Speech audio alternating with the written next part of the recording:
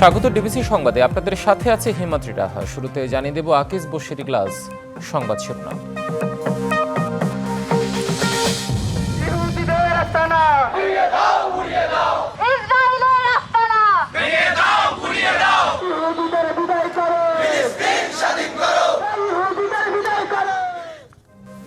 গাজায় ইসরায়েলের নারকীয় বর্বরতার প্রতিবাদে উত্তাল বাংলাদেশ। শিক্ষা প্রতিষ্ঠানে ক্লাস পরীক্ষা বর্জন করে বিক্ষোভ।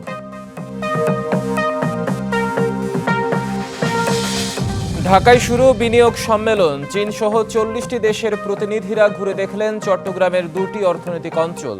কর্মপরিবেশে সন্তোষ।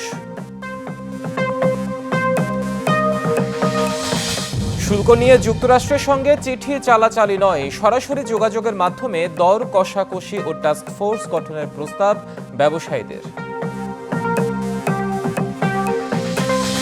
এবং মাউন্ট এভারেস্ট ও লোৎসের পর এবার প্রথম বাংলাদেশি হিসেবে নেপালের অন্নপূর্ণা 1 পর্বত জয় বাবর আলীর।